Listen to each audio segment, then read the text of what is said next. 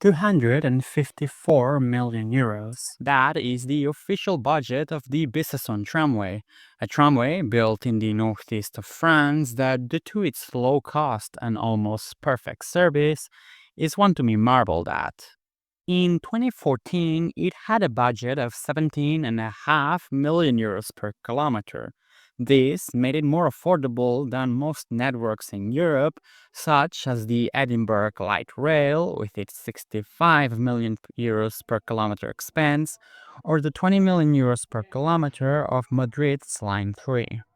Thus, the Besançon Tramway, with its two lines, 14.5 kilometers of rail, and 31 stations, is simply an outstanding network, which only begs the question on how they made it so budget-friendly and yet reliable. This is the Ganchet line, and you're watching a deep dive into the Besançon Tramway. Besançon is a French city of 120,000 people located on the Doubs River. It is famous for its watchmaking heritage, the 17th century citadel, and it is also widely known as the greenest city in France, something which 20 years ago might not have been the case. The first iteration of the tramway appeared in the early 2000s in the form of a high-frequency bus corridor. During the start of this decade, Besançon was struggling with a bus network that, due to capacity and frequency shortfalls, was by all definitions choking.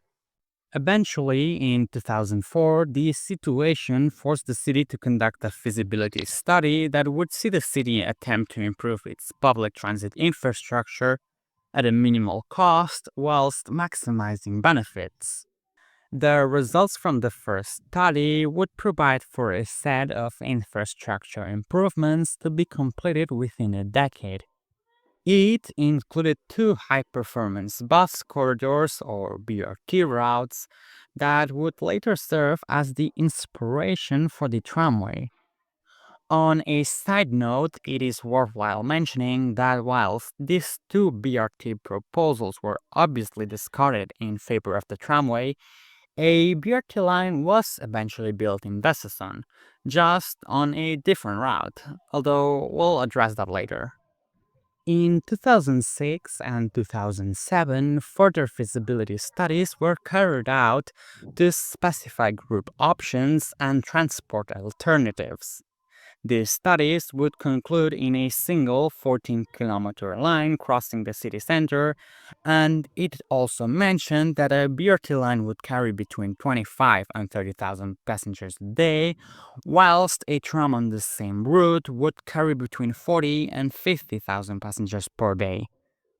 The choice was determined through a public consultation period, in which the tram alternative ended up coming up top. From then on, the project rapidly advanced, and with a budget of 254 million euros, the project was quickly approved in June of 2010. Soon after, works started in March of 2011, then ended in the fall of 2013, and the line would then open in September of 2014, a total of 8 months ahead of schedule.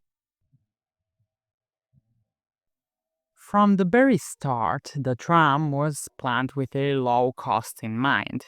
They, in fact, referred to it as a budget tram, which, as the name implies, pretty much means that all the vehicles and infrastructure components are budget made. However, it is important to note this does not necessarily mean they are low quality. Instead, what it means is that all stations and trams are produced in the largest and most standardized way possible in order to reduce costs. For example, when breaking down the cost, you can see that all the tram stations combined only cost 2.2 million euros, and that the rolling stock only cost 35 million euros. In the case of the stations, these lowered costs are due to the complete standardization of the tramway stops in a way that architecture and art expenses related with distinctive station designs can be minimized. Likewise, the trams have a similar history. They are totally identical, using the standard design given by the manufacturer instead of using customized rolling stock. Furthermore, other factors include the use of a catenary power supply system instead of Alstom's more expensive ground level power supply. Thus, for many people who conduct studies on urban planning, this tram certainly makes for an amazing case study, not only due to its budget, but also due to community involvement on the project and its usefulness. When focusing on ridership, the city pretty much nailed it. Earlier, I said that the planned capacity for the tram was between 40 and 50,000 people. And as of today, 40,000 people use it daily. So the tram is indeed a success, with the city recently buying longer trams from Alstom to accommodate for increased demand. As well, some fun facts about the system's operations include four park and ride facilities located along the line, where, as the name would suggest, users can park their cars for free and then ride the tram into the city. As well, community involvement was a very unique and relevant part of the system's creation.